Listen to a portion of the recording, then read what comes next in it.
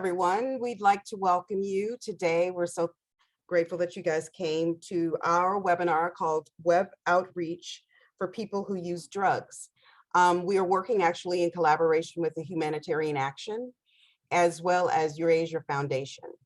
We're really encouraging everyone to please use the chat feature. We'll be manning the chat throughout the session, so please feel free to ask any questions. Also, we're recording this, so you will actually receive a copy of the video as well as the beautiful slide presentation that Aleksey has prepared. If there are any questions, you can always reach us at events@cfol.org. I'd like now to introduce you to the founder and the executive director of the Center for Optimal Living, Andrew Tatarski. Thank you, Shanta. And I am so excited to welcome everyone to this first of several collaborative activities that we're doing with our partner organization, Humanitarian Action in St. Petersburg, Russia. I am the director of the Center for Optimal Living. We are a treatment and professional training program in New York City that is really rooted in harm reduction principles.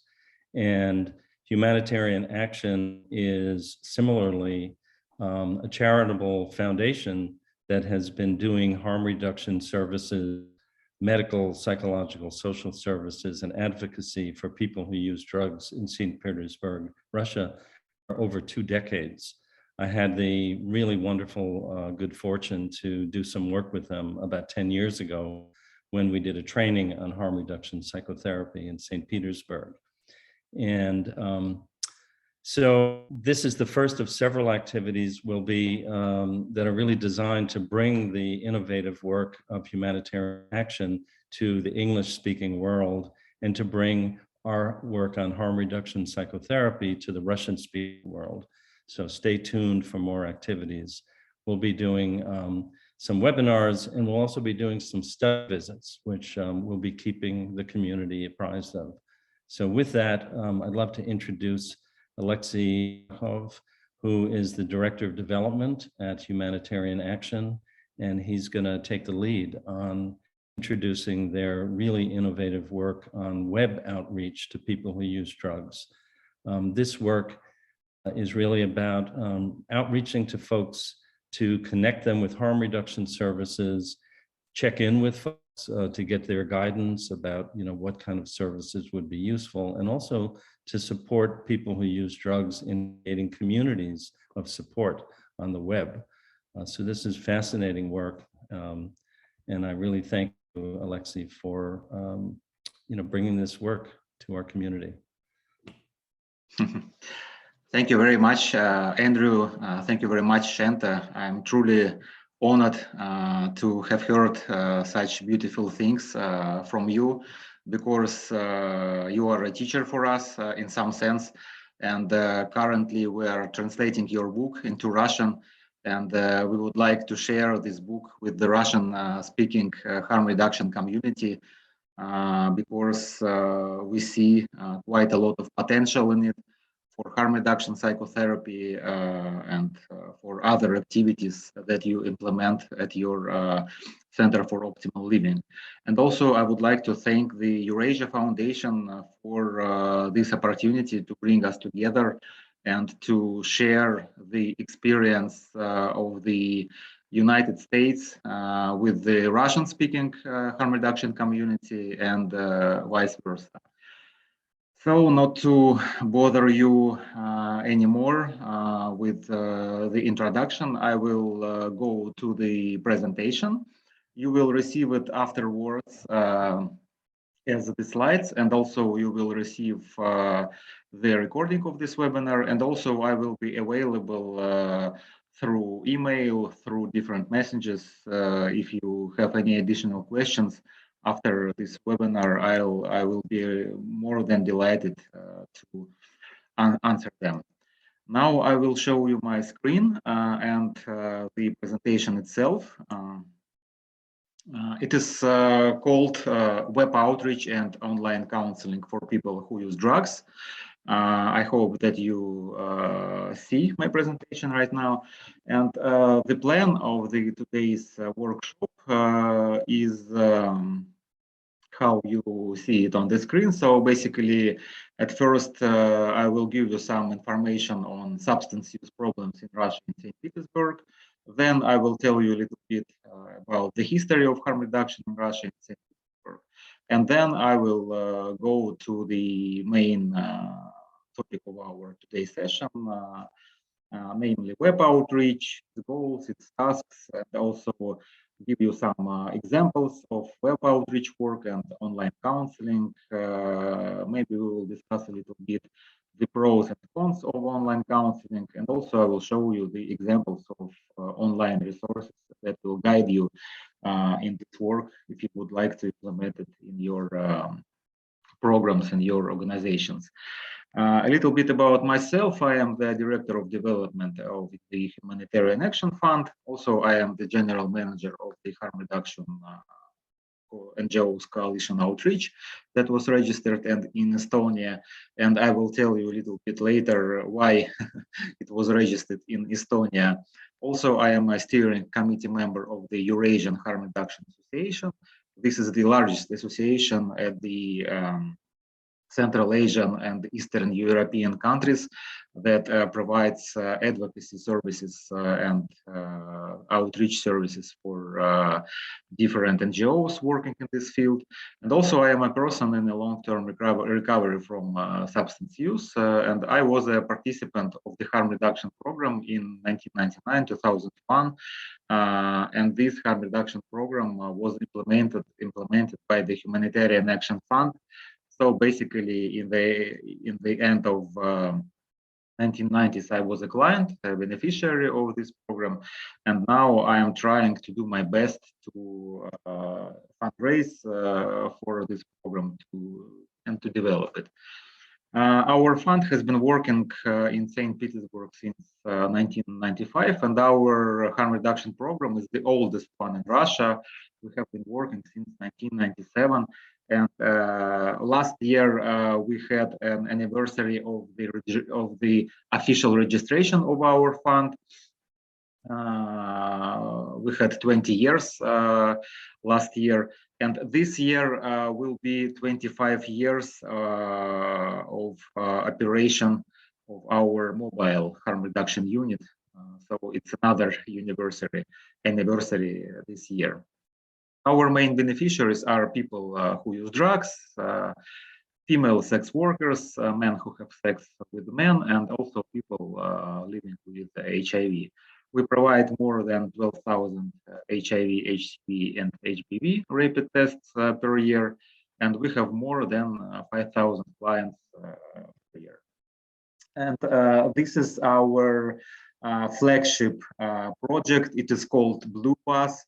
This is the refurbished tourist bus where we provide a lot of services for people who use drugs, such as HIV, HCV, HBV, rapid testing, syringe and needle exchange, and also consultations of case managers, outreach workers, doctors, and psychologists. Basically, this is like a mobile clinic that drives around St. Petersburg, and we have 18 districts in our city, and this bus covers almost all of the districts of our city. This is another one of our mobile harm reduction units. We call it the small bus, and it basically provides the same services that the blue bus provides, except for the fact that we do not have needle and syringe exchange. There we have only needle and syringe distribution there, due to the fact that we can't keep the used syringes in this bus. Hey, Aleksey, yes? I think that your slides may not be are not advancing on our... not advancing? No. Okay, and... we're just seeing the opening slide. You're just seeing the opening slides. Okay. Sorry, I will relaunch it.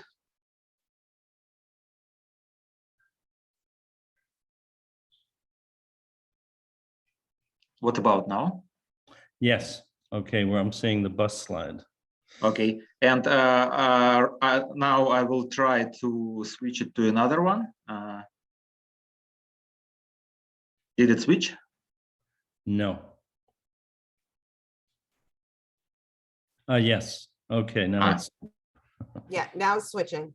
Okay, now it's switching. Okay. So basically, this is how our blue bus looks like. This is how our small bus looks like.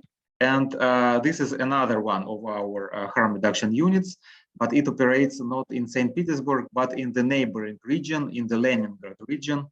And it provides rapid testing, needle and syringe distribution, and also consultations of different specialists in this region. And we call it regional bus.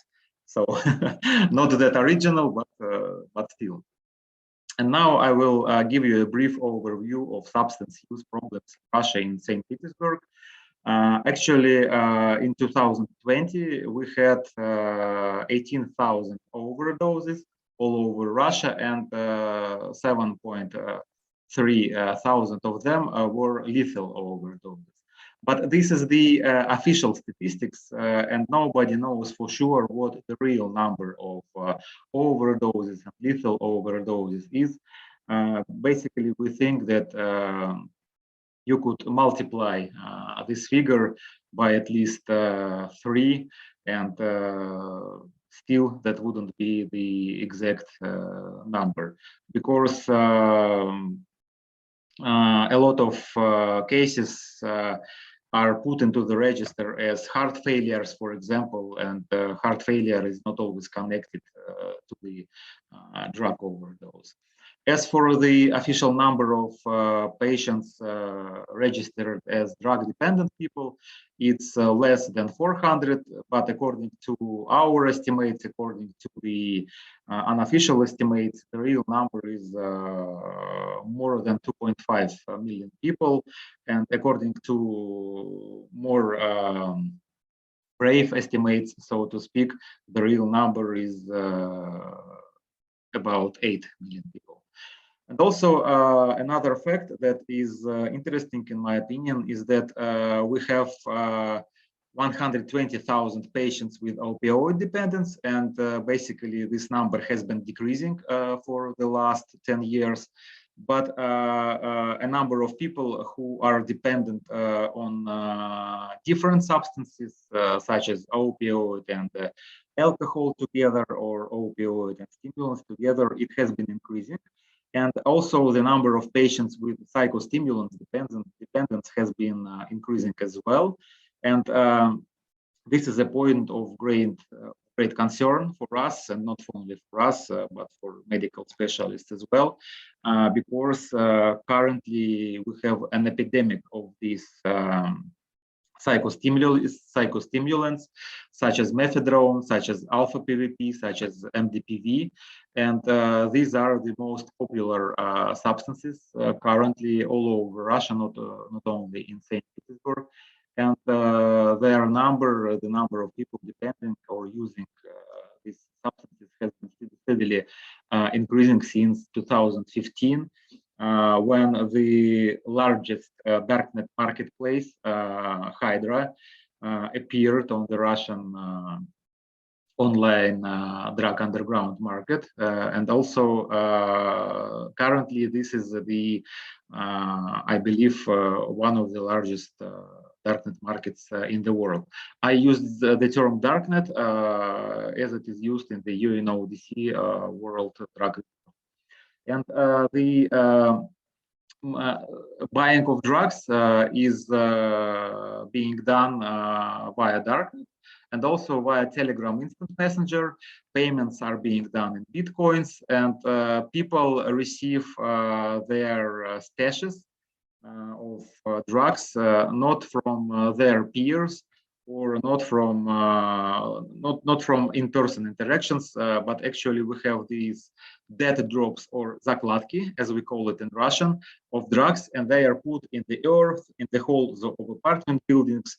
So basically, when you pay for a drug, you pay in Bitcoin, and when the transaction is finished, you receive the GPS coordinates of your stash, and together with these GPS coordinates, you receive the photo of this stash so that you could find it more easily. And that's how these stashes of drugs look like.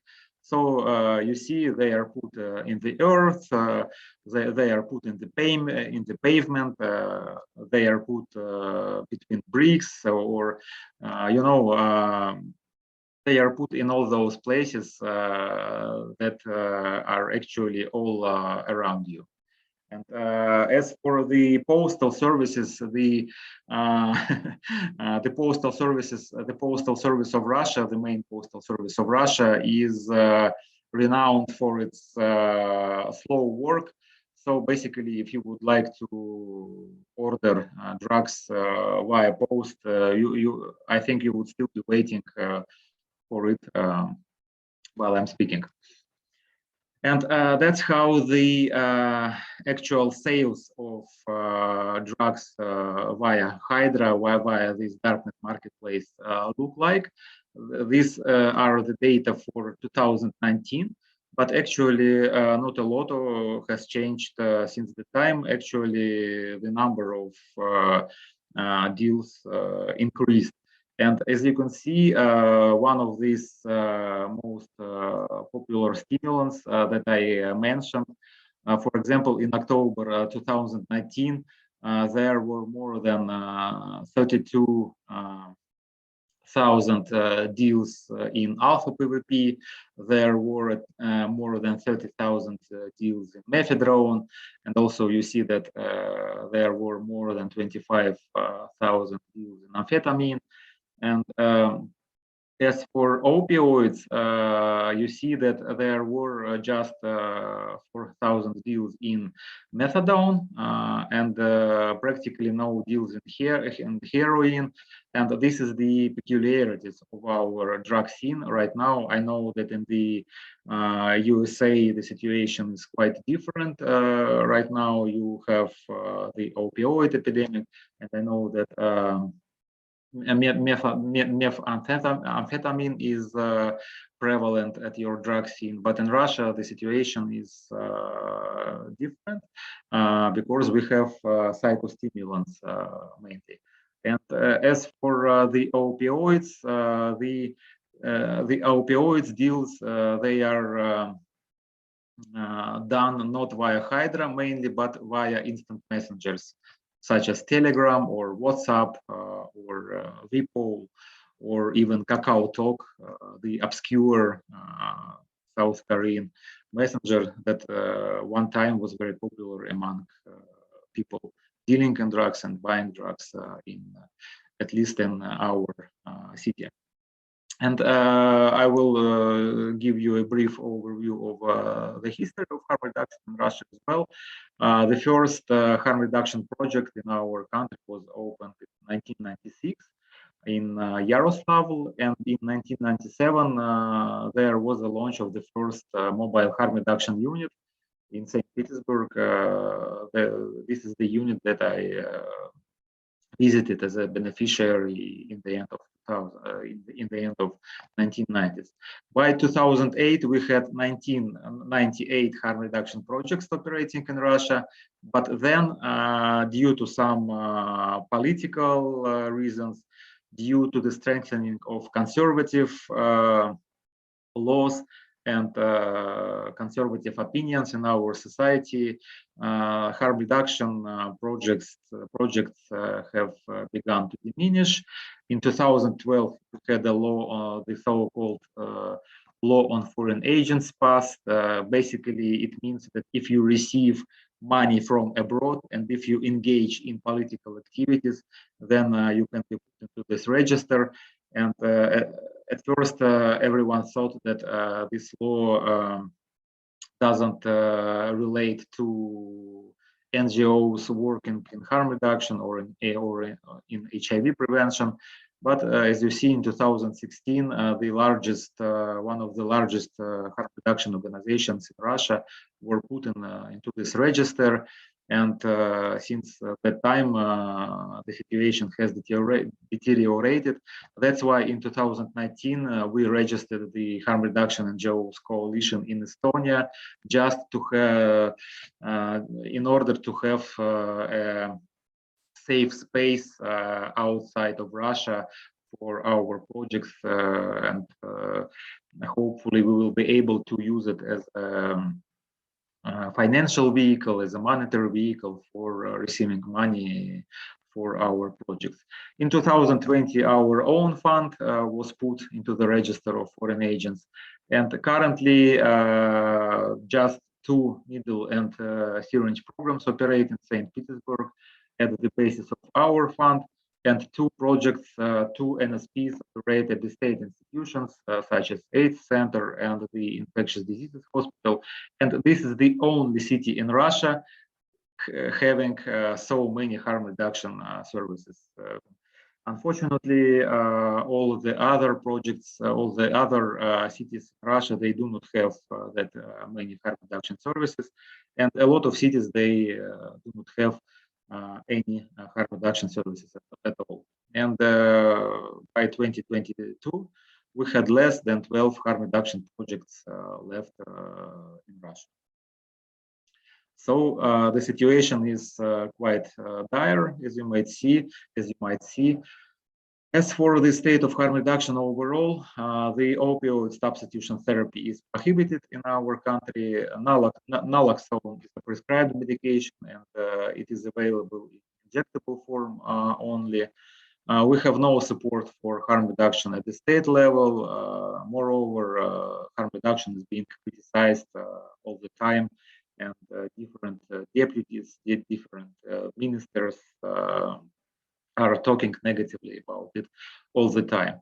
Though we do have some progressive things, I might say. At least the possession of syringes is decriminalized, the distribution of syringes is decriminalized, and actually the possession of small quantities of narcotic substances in our country is decriminalized as well.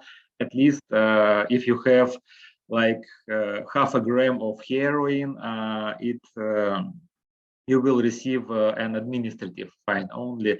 No one will send you to jail for it. But as for other drugs, these quantities, and they are so small that, for example, for methamphetamine, it's 0.3 grams. For methadone, it's 0.2 grams. And as you can see, this is not even a daily dose of a person using drugs. So basically, this decriminalization, it's more on paper rather than in real life. And that's our first bus. You see, that's how it looked like in the end of 1990s. It was launched by the Doctors of the World French Association, and it operated near the open drug market, and more than 300 people used the services of this bus. But then our bus was burned. No one knows why it was burned or who burned it. One of the versions is that it was burned by police, though nobody could prove it. And that's why we needed to buy the new bus. You see, its color is blue. That's why, that's how it received its name, the blue bus. So we consider it to be the brand of St. Petersburg. That's how the next iteration of this bus looked like. It operated from 2004 until 2019. And then in 2019, we bought the new blue bus with the help of the Elton John AIDS Foundation. And that's how our mobile harm reduction unit looks currently. And now I will go to the web outreach and online counseling, the main topics of our session today. And basically, we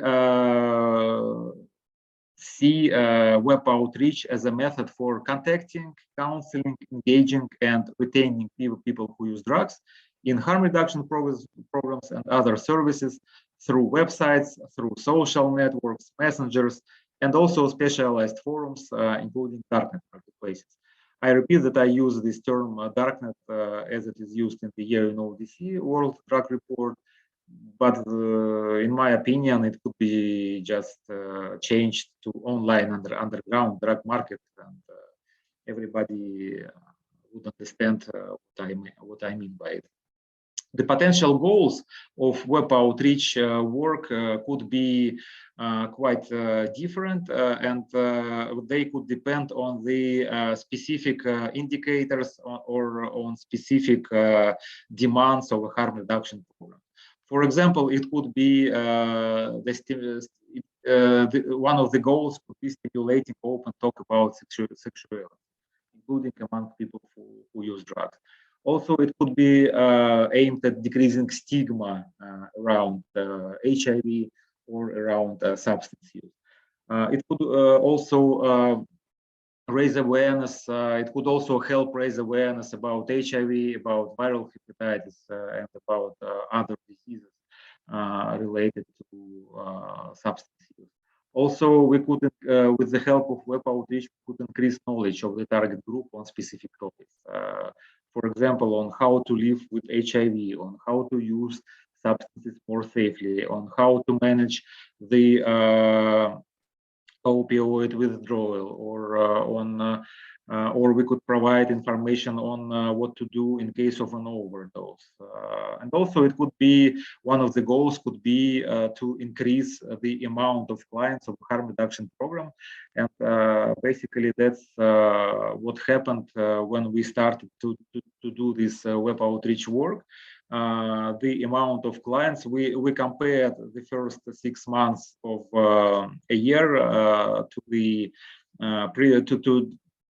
to the period to the first 6 months of the previous year, and we saw an almost 90% increase in the amount of our clients due to this web outreach work. As for the web outreach tasks, in our opinion, they could be such as establishing contact with PWUD, information and counseling, linking PWUD with related services, collection and analysis of field data, and retention of PWUD in harm reduction programs and other services. And now I will talk a little bit more about these tasks. But at first, I would like to tell a little bit about web outreach tools. These are websites, these are instant messengers, and you can use chats, channels, groups, personal messages for web outreach work. Also, we could use social media, we could use specialized forums, especially for people who buy drugs via Darknet marketplaces, or people practicing chemsex, for example. We could also use smartphone apps, email lists, chatbots. Chatbots, by the way, they work both in messengers and at the websites. And also we could use Zoom or Skype with our beneficiaries. Actually, we have had some webinars for people who use drugs, and some people watched them in the real time, and some people watched them afterwards, the recordings of this webinar. And as for some web outreach principles that could be used in our work, in our opinion, they are very important. And one of the crucial ones is the digital security, because we have our work is being done online, and that's why we need to have strong passwords. We need to use VPN or Tor browser. We do not want to use face or fingerprint entries into our smartphones. we need to use two-factor authentication, and also we need to use data storage protocols.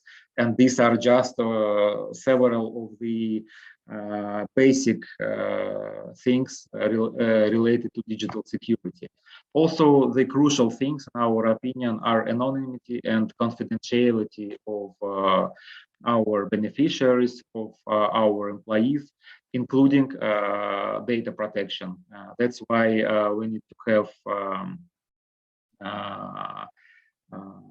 we need to have protected servers storing our data, and that's why we need to have strong passwords. Another important principle is respecting PWUD's right to privacy, because this online work, this web outreach work implies that there are certain boundaries in the interactions between the outreach worker and his or her beneficiary, and these boundaries should not be crossed. And this is especially relevant to the online communication, just because it can seem anonymous and impersonal. So you have like an account, and you do not see the person behind this account, and that's why you need to respect this person's right to privacy. And there are some lines that shouldn't be crossed, such as, asking people what is your HIV status, for example, or do you have a criminal record, or something like that. This anonymity, this impersonality of online communication makes you think that you can, speak a prison jargon, for example, or do some things that you wouldn't allow yourself to do during person-to-person communication. That's why it's critically important to respect people's right to privacy. Another important principle is the non-judgmental attitude, because during the conversation or consultation, the outreach worker may learn some information that will elicit emotional response or a judgmental attitude towards the beneficiary. And in such a case, this is critically important to keep the focus on the topic of the current consultation or conversation. And in case this information leads the outreach worker to assume that there is a threat to life or to health of other people, as well to the beneficiary himself or herself, it can be discussed with the project manager to develop tactics for further actions. And why they think that it is critically important to have this non-judgmental attitude. It's due to the fact that this online counseling, these online conversations are impersonal or anonymous, and it is not always so. And as for another web outreach principle, it's the compliance with the so-called netiquette. And this netiquette implies that there is an agreement between the outreach worker and the beneficiary, and this agreement provides for them to follow a set of rules. And among other things, these rules could be on what kind of messages it's better to use, voice, mail, or written messages, on how to set up notifications of receiving a message, or on what time it is acceptable to request a consultation and conduct it. Because a lot of people, they might have some free time, so to speak, and they can bombard the outreach worker with their messages, and actually one outreach worker can have hundreds of messages during the day. So it's critically important to comply with this etiquette and to have an agreement in place between the outreach worker and the beneficiary. And this agreement, of course, should be voluntary and it should be explained to the beneficiary clearly and concisely. Another important principle is encouraging positive changes in the client's life. It's always important to comply with this principle in the traditional harm reductions programs, and it's also critically important to follow this principle in online work, just because this work is not being done like tete-a-tete or from person to person, and that's why it's critically important to support people in their small steps towards the goals that they have established for themselves. And another important principle, it's equally important in our daily lives, and it's critically important in this online or web outreach work. It is the do not harm principle, because outreach workers, web outreach workers, they can have a wide range of competencies. They can have quite different levels of training and life experiences, and it is important to pay attention to this, to your own experiences, not to project them on your clients, and especially if these clients are anonymous or impersonal, so to speak. And it's also critically important to pay attention to these points during the supervision or monitoring of the work of outreach workers, and the role of a supervisor or a monitor could be performed by a project manager who could observe these consultations from the outside, so to speak. For example, we have a Telegram chat for our beneficiaries, and a lot of our employees are in this chat, and also our supervisor observes the consultations, the online interactions between beneficiaries and clients, and also he or she can give a feedback if there are some things that could seem, that could seem angry or something like that. Another another important web outreach principle is the teamwork, because beneficiaries turn to outreach workers with a lot of questions, and an individual employee may not have an answer to all these questions. And in this case, you can forward this request, you can forward this message, or you can forward this video to your colleagues, so that you could discuss it, and so that you could, have some joint opinion in place. And in order to prevent the emotional or professional burnout of employees, it is advisable to conduct supervision. And it is especially important for these web outreach workers, because they, as I have already mentioned, they are bombarded by tons of messages during the day, and of course they get tired of it. They might get angry, or feel lonely, or feel underappreciated, and that's why it's important to have these supervisions with them. And one of the important things, in our opinion, is establishing this online contact with PWUDs online. And if we are doing it in the chats, in the channels, in the groups, or in the forums, the focal points of these sources, of these resources, are administrators. And an important part of communicating with administrators is being polite, is positioning yourself as a representative of an organization that helps PWUD, is positioning yourself as an active or former PWUD in case an outreach worker has such lived experience. It's important to focus on the topic of helping PWUD during your interactions with administrators. it's important to have patience in the event of a long wait for response to your query. And we had a lot of examples of having to wait for an answer like for a week or for 2 weeks due to the high load due to the high workload of these administrators.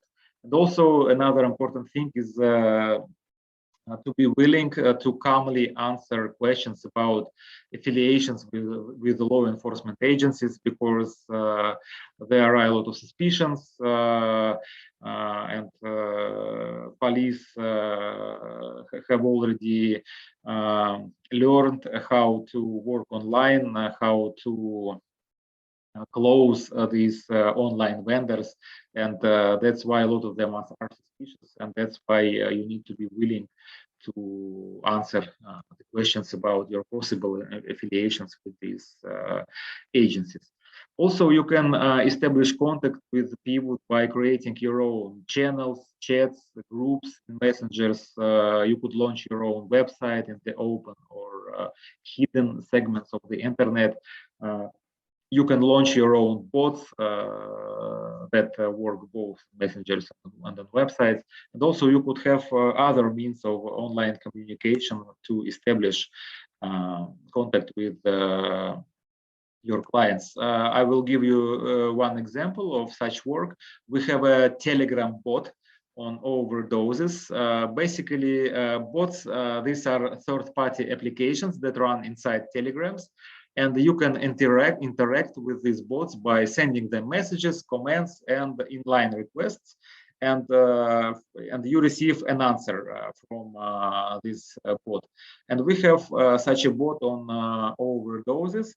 Via the menu of this bot, you can call an ambulance, you can contact a substance use specialist, you can contact a psychologist, you can contact a peer counselor on opioids or stimulants, and also you can receive information on the first on the symptoms of an overdose from using different substances. You can receive info on how to provide people with CPR, or on what medications can be used in order to try to revive a person until an ambulance arrives. And this bot is quite popular. It has almost 7,000 active subscribers right now, and a lot of people have been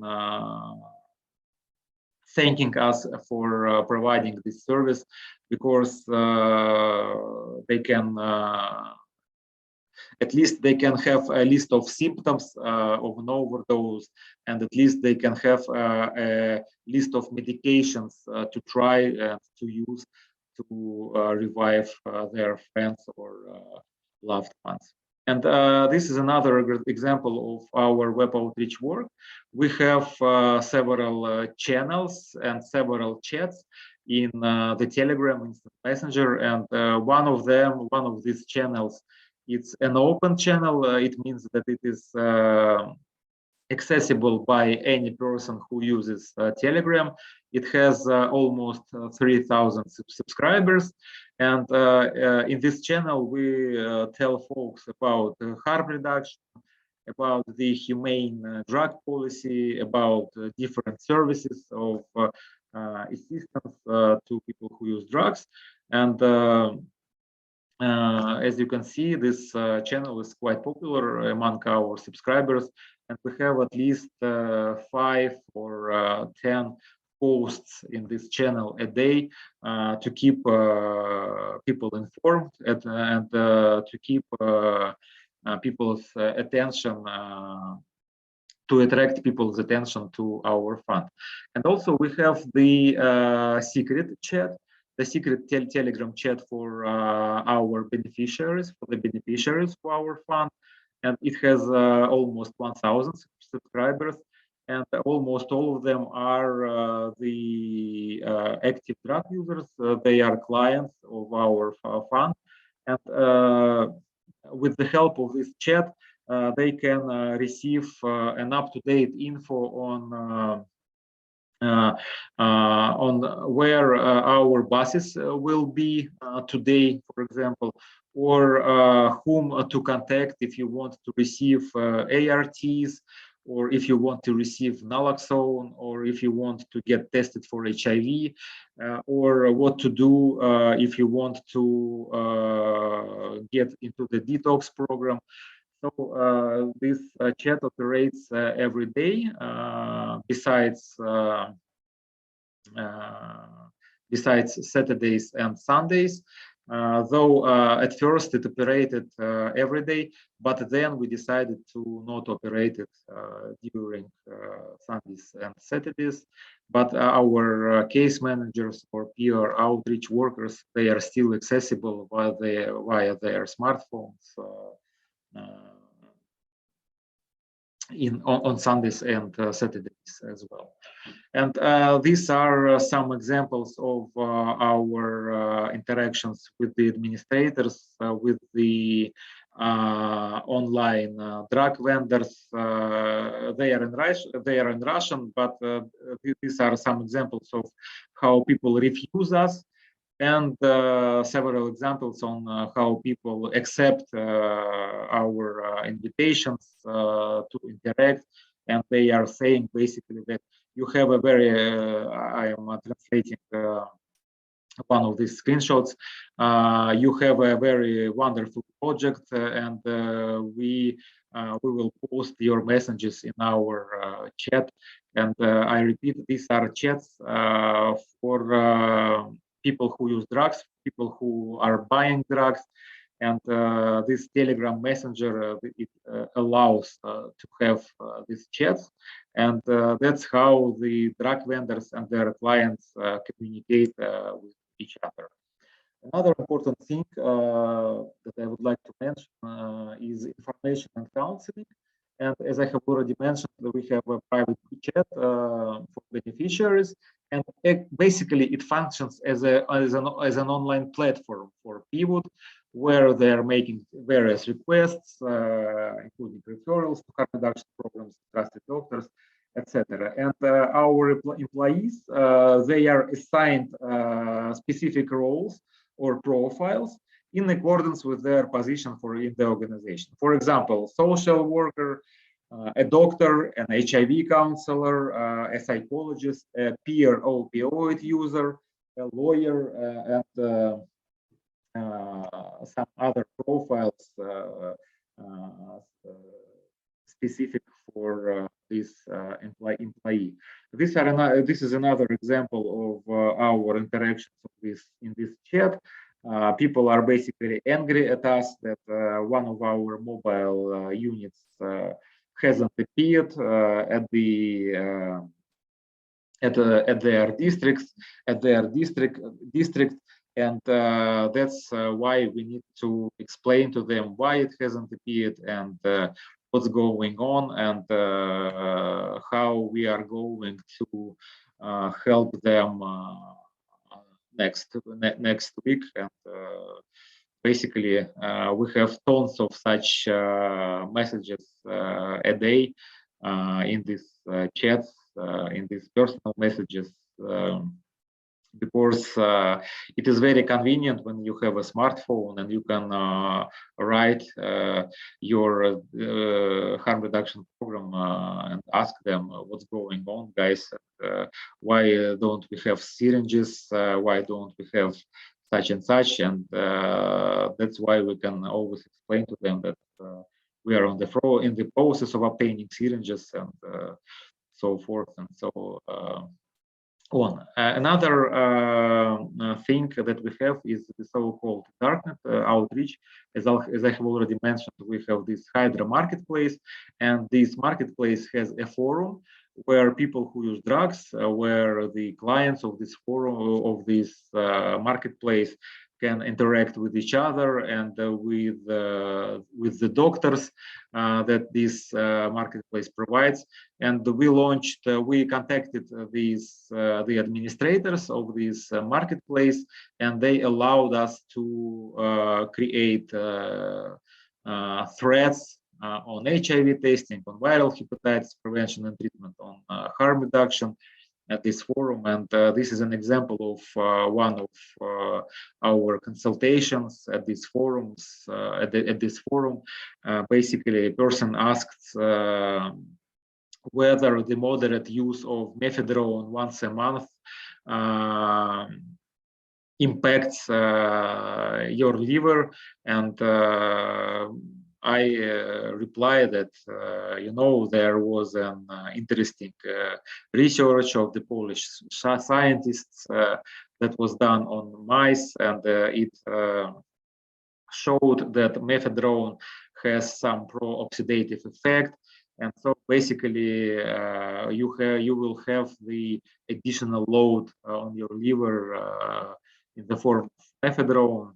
So basically, that's that's why you need to stop for a little bit and to let your liver have some rest. Another important thing that web outreach work can help you with is linking PWUD with related services. But this is an especially important thing to note because web outreach is impossible without direct agreements with helping organizations. And if you have a certain level of trust that is established during your online communication between yourself and the beneficiary, and if you fail to provide the promised service within the promised time frame afterwards, then negative information about the organization as a whole will be spread. It will be spread almost instantly, and this is especially important to keep in mind in the era of instant messaging and social media. And we have a lot of such examples when we weren't able to provide, due to different reasons, when we weren't able to provide the promised service, and we received tons of negative feedback in these chats, in these forums, and we had to counteract these negative messages with the positive ones. Another important thing that web outreach can help you with is the retention of PWUD harm reduction programs. And basically, this retention can be done with the help of collecting feedback from beneficiaries, and this feedback can be both positive and negative. And negative feedback is especially important in this case. Also, you could start conducting some promotions and raffles. For example, we have some roulettes, not Russian roulettes, but like raffles with different prizes. And we provide people with these prizes afterwards when they visit our mobile units. And these prizes could be the double amount of syringes, for example, or some gift card from a supermarket chain, or something like that. And also, when you give beneficiaries the opportunity to contact the organization staff and to contact each other directly in these chat rooms, in these forums, and other venues of the web, it's actually very important for people who use drugs. They can feel themselves needed. They can feel themselves important, and when they see that their opinions are being listened to, then it helps us to keep them in our harm reduction programs. And this is one of the examples of our motivational actions, of our bonus programs, when we provide people with these tablet things, with these bonus cards, and these actions are important, very important, and very popular among our clients.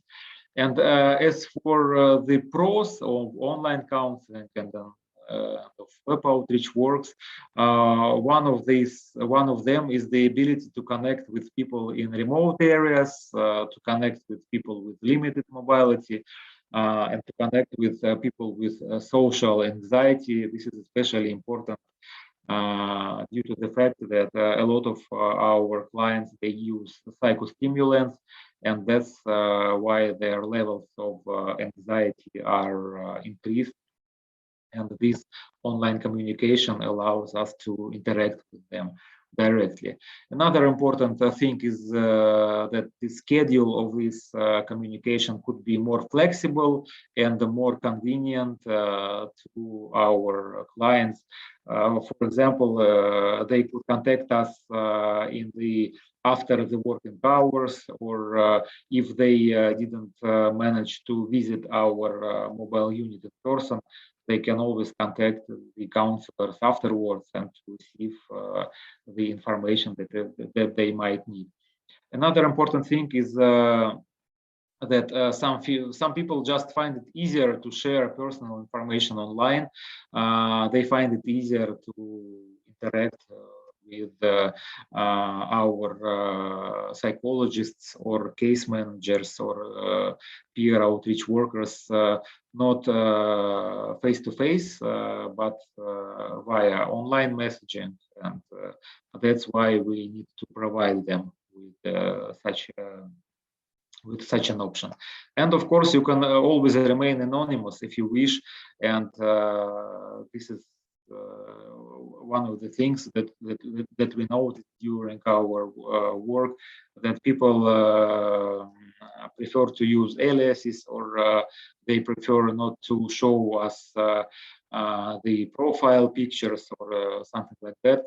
And it's always important to connect with these people as well, because afterwards then they can go to your mobile unit and to de-virtualize, so to speak. But of course, there are cons in this online work, and such way of communicating is not suitable for certain categories of people. And of course, if a person has a suicidal intent or some psychosis, of course, it's always better to interact with such a person tete-a-tete or face-to-face. It is not always possible to read body language. That's why empathy could be difficult between a beneficiary and a psychologist, for example. Of course, you can always have technical problems like freezing due to unstable internet, or inability to use Zoom, or this freezing of my presentation, of my slides today. So basically, if you have these technical problems, if you encounter these technical problems, it could always destroy your credibility, so to speak. And of course, there are difficulties in forming therapeutic alliances. This is especially true when it comes to long-term online psychotherapy. So maybe it will be preferable to have the in-person interactions in this case, well, at least after some amount of sessions online. And also another thing that I wanted to show you is the so-called emoji or emoji language. It's when you use these emojis, these funny pictures to convey your messages to people who buy drugs or to people who use drugs.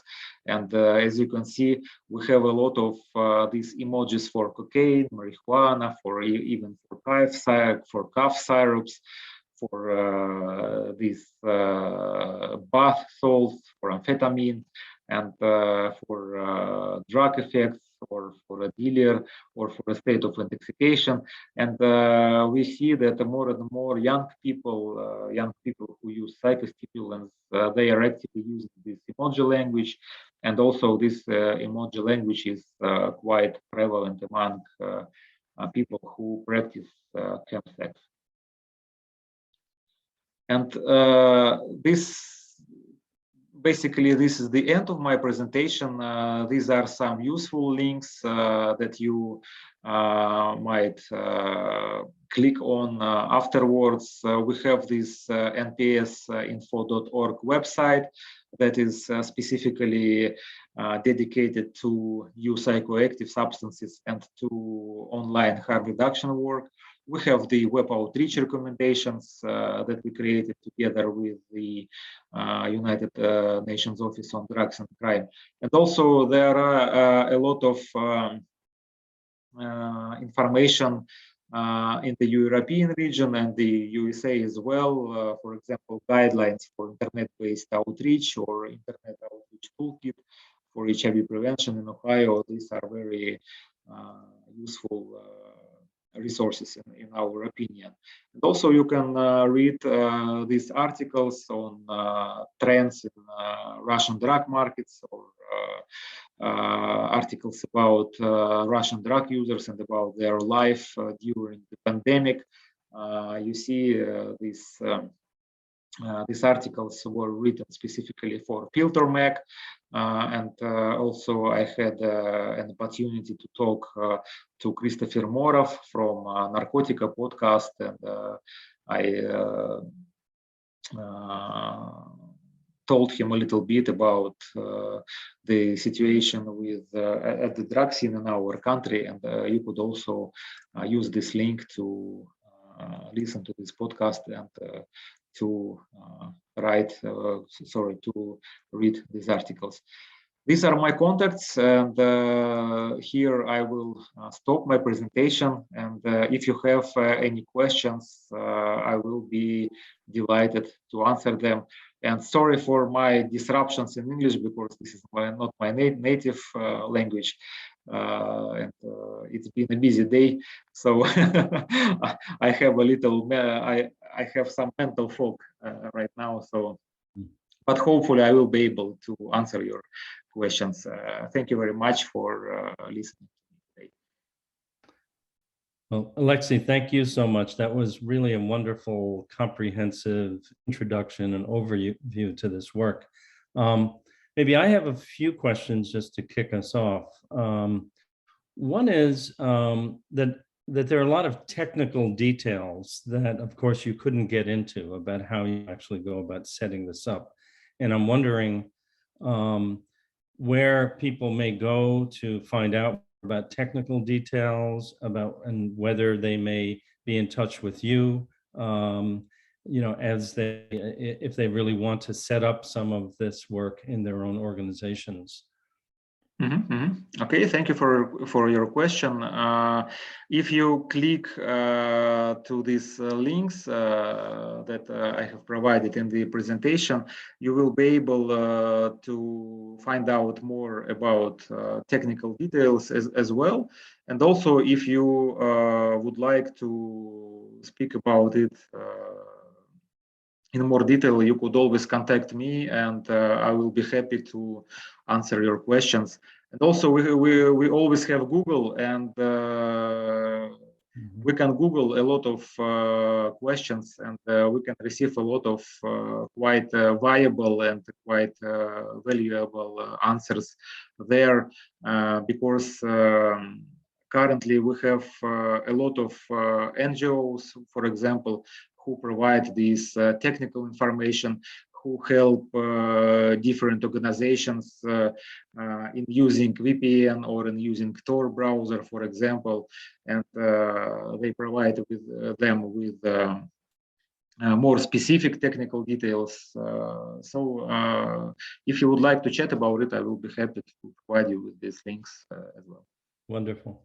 Now, another one is, did you actually say that after you started doing this work, you had a 90% increase in clients?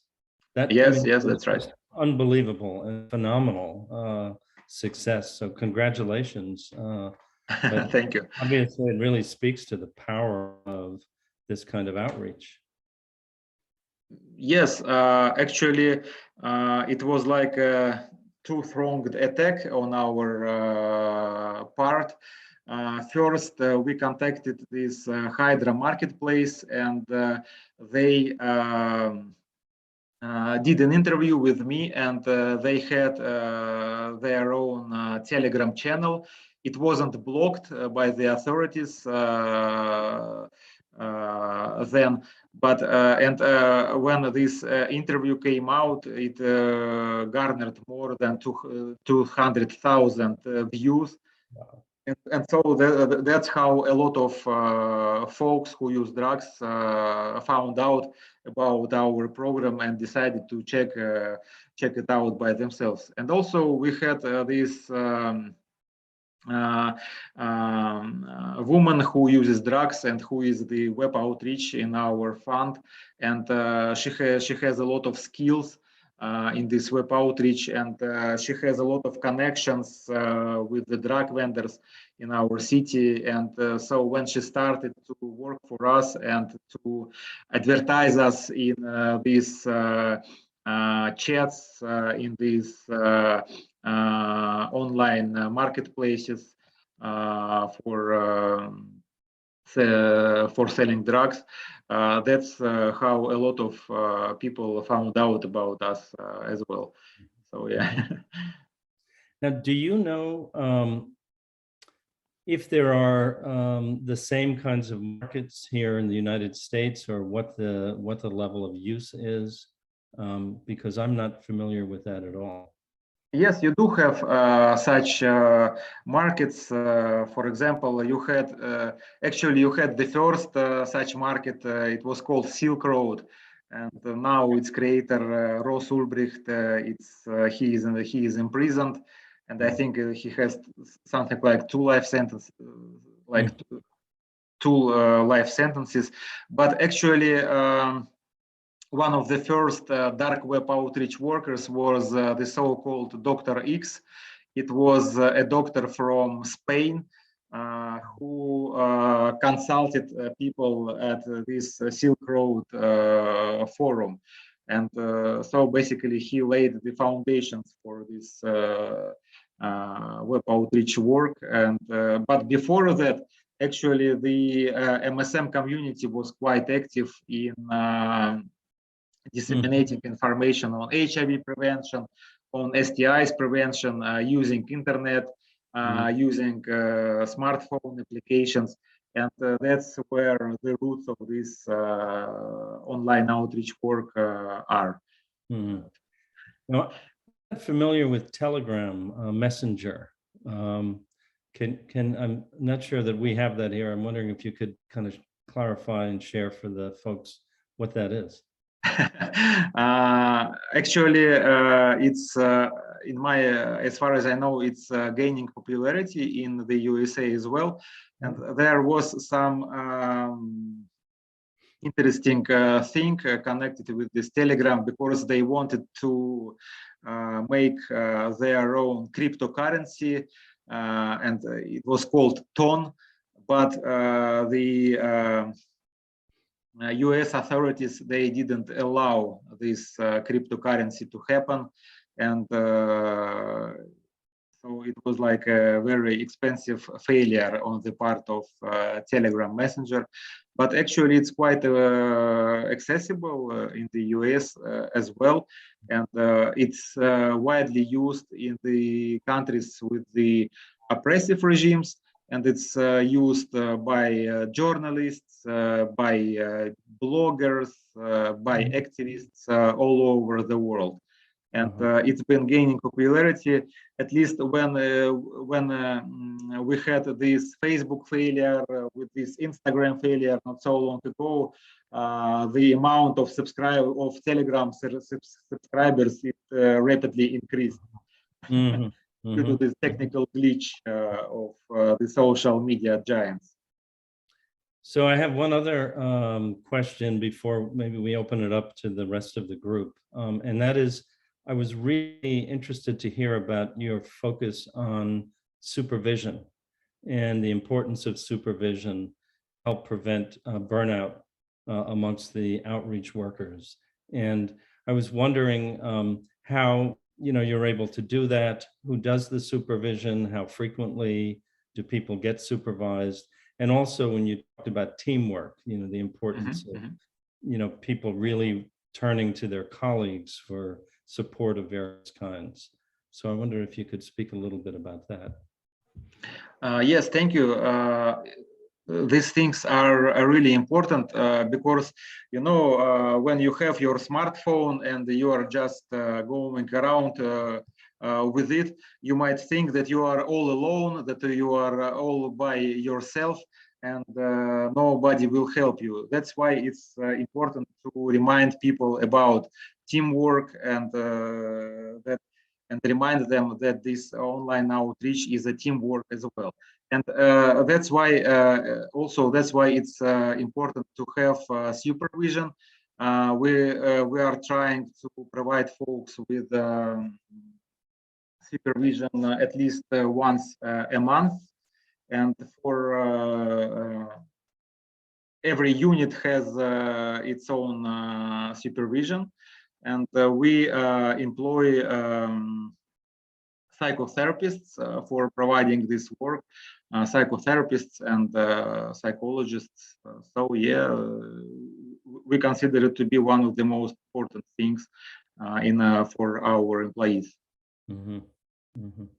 Yeah, there is research that has found that the more supervision people get when they're working with, challenging clinical populations or psychotherapy, the more effective the therapy is, actually. So great. Many organizations that give supervision short shrift really can contribute to failure. So I'm glad that you emphasize that. Yeah. Okay. And I thank also you. just wanted to say that, as you were talking about the principles that, that frame the outreach work, it's so clear that harm reduction principles are just infused into everything that you're doing. When you're talking about non-judgmental work, offering small steps, and so on. So you really bring that to life in a full way.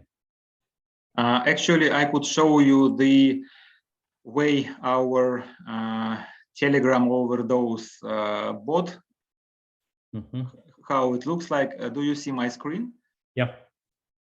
So basically, this is how it looks like in the desktop version. So this is the menu, and you can call an ambulance. You can contact a substance use counselor. You can contact a psychologist. You can contact the peer counselor on opioids. And for example, we have this line of menu that is called overdose with opiates and opioids. And basically, it describes the primary symptoms of the overdose or life-threatening symptoms, and it describes how to provide people with naloxone, or what to do if you do not have naloxone. And also it shows how to provide people with CPR.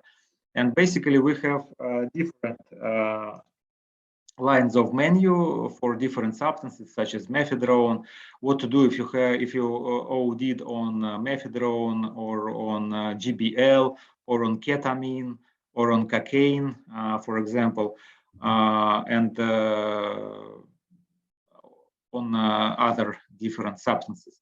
And this is how our chat for our beneficiaries, that's how it looks like. And these are the messages for today. For example, this is the GPS location of our mobile harm reduction unit.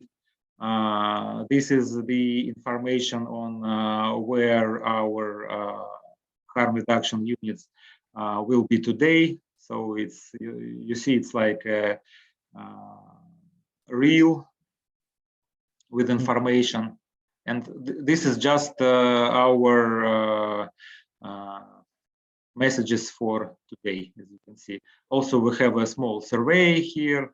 So basically, it's like a chat, like like a usual chat, but only for interacting with our beneficiaries. Mm-hmm. It's wonderful. So I wonder if we can open it up right now to questions from the participants. People want to throw questions in the chat. Aleksey, or comment? Yeah, okay, definitely. Mhm.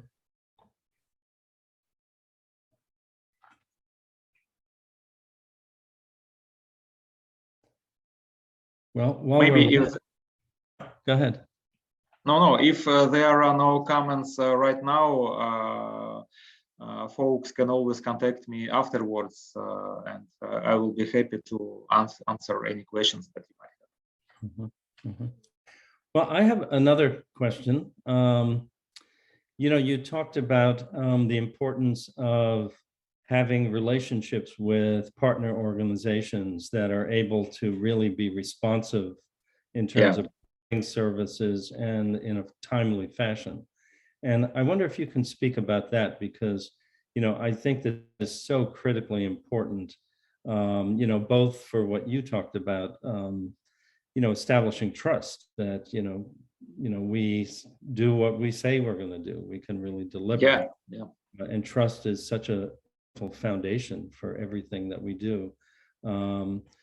But also to, you know, kind of strike while, you know, the need is there, you know, because needs pass or things get worse when people are in crisis. So can you talk a little bit about that process of, you know, engaging partner organizations and sensitizing them to the need for rapid, you know, response in a way? Mm-hmm, mm-hmm. Okay, thank you. If we are talking about the state-run organizations such as the HIV clinic or an infectious diseases clinic, for example, then we prefer to have a formal agreement with them in place. And also, when we have some trusted doctor from there, we are trying to engage them in our online work as well, because currently, a lot of people who use drugs, they have smartphones. Of course, we have folks who are really poor and who can't afford a smartphone or even a simple phone. But more and more of our beneficiaries, they have at least a very simple smartphone, just because this is a way for them to, this is the only way for them to buy drugs, for example. And that's why when we are talking about with the partners, we are always trying to engage them in this online work and to advise them to implement such an online work in their own organizations, because it greatly simplifies the interactions between beneficiaries and between these specialists. And as for other NGOs, we are always trying to partner with them as well. And we are trying to monitor not the quality of services being provided by them, but but to hold them and ourselves accountable for our actions, so to speak. Because it is critically important, in our opinion, not to destroy this trust that we have between ourselves and between our clients. And you know, we have this era of instant messengers and this negative feedback, and it can be spread really fast. And that's why we need to be up to date, and we need to partner with those NGOs and with those state-run institutions that really keep their word. So. Mm-hmm. And you mentioned something else that I think is critically important and is really a complex issue. So it's interesting that you really brought it up, which has to do with, you know, your ideas about doing no harm, and that what you focused on was how, working with people that are engaging in high-risk behaviors or are calling in for support around crises can be very triggering to, help providers. And maybe specifically, some of us with lived experience, can get very triggered, either have our own personal kind of issues that resonate, get triggered, or, we think what worked for me might work for this person. So, we may feel inspired to kind of share our experience and make recommendations based on that. Or, we can get very anxious and, all sorts of things, so that kind of staying on top of that is so important, so that it, as you put it, we don't project it onto the people that we're trying to be helpful to. And I'm just real curious. I mean, I actually think for me, that is sort of the first principle of a harm reduction helping relationship. That is to make sure that we're not projecting our own agendas, our own feelings, our own fears, or even, internalized stigma onto people that we're wanting to be helpful to. So I'm wondering if you could talk a little bit about how you sort of engage that issue, educating and kind of explore that in an ongoing way with your outreach workers. Thank you for your question, Andrew. This is very important to comply with the do not harm principle, and we had several cases when, for example, our outreach workers used an overly directive communication style. Others allowed themselves to be overly familiar with the clients. Others abused specific slang, for example, prison jargon, and we saw that some of our beneficiaries didn't like this jargon. That's why we think that it's very important to have a supervisor or a monitor in place who could, monitor this online communication between beneficiaries and between outreach workers. And in case there are some problem, if we identify some problem points in counseling, then we can organize some training sessions on how to correct these gaps. It's especially important to pay attention to these points during the supervisions of with the outreach workers. And but basically the role of such a supervisor or a monitor can be performed by a project manager. And of course we won't monitor the personal communication between the beneficiary and the outreach worker. But if they are communicating in this chat that we have for our beneficiaries, then it is open. It is open to all of the participants of this chat. And that's why we need to correct the identified gaps in this online communication.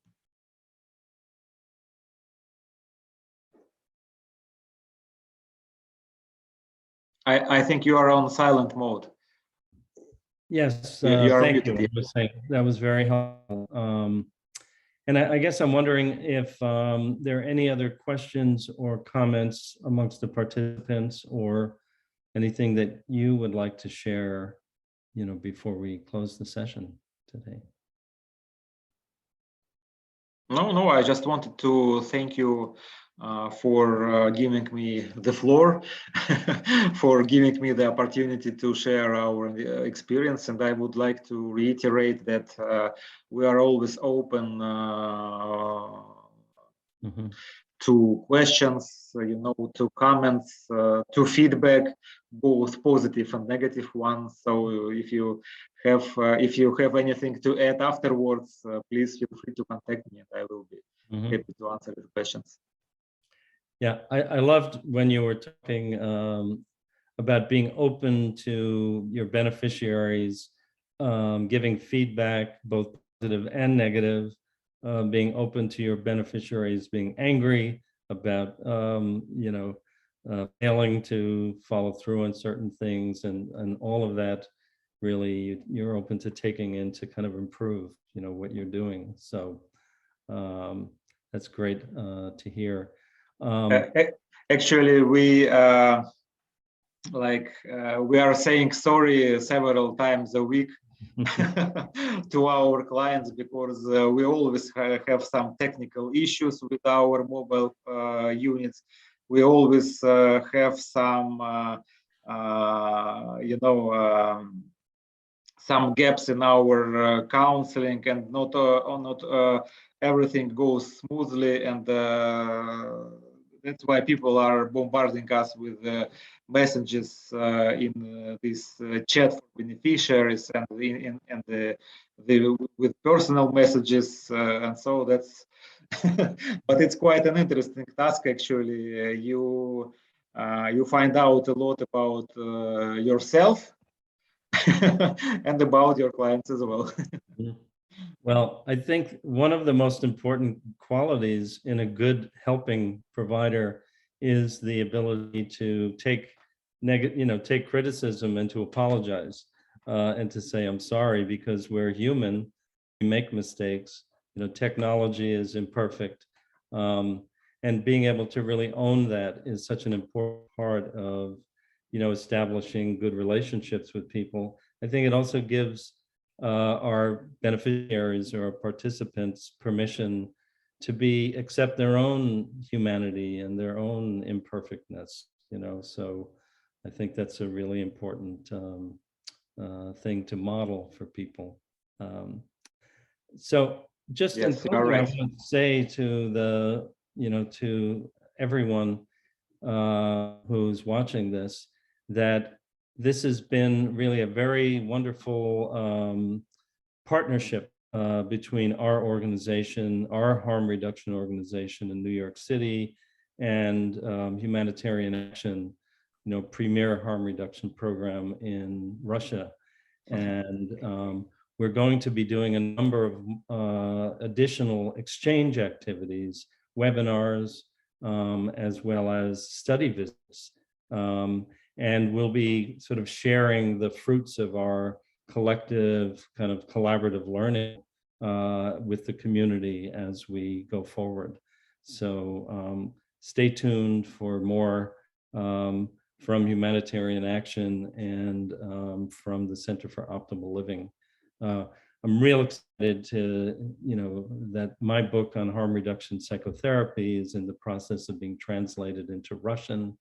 Some of you may know my book was originally translated into Polish about 15 years ago, and it is also available in Spanish in a free PDF that people can access on our website, centerforoptimalliving.com.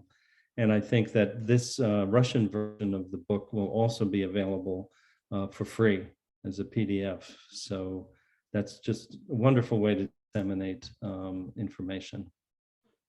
Anything to share in closing, Aleksey? No, I just wanted to thank you all for tuning in today, and to wish you all the best. And of course, to maintain your health. This is the main thing right now. So. Absolutely. Yeah, so I wish you all well also, and I look forward, Aleksey, to our next collaboration. Thank you very much, dear Andrew. Okay, you be well. Okay. Bye, everyone.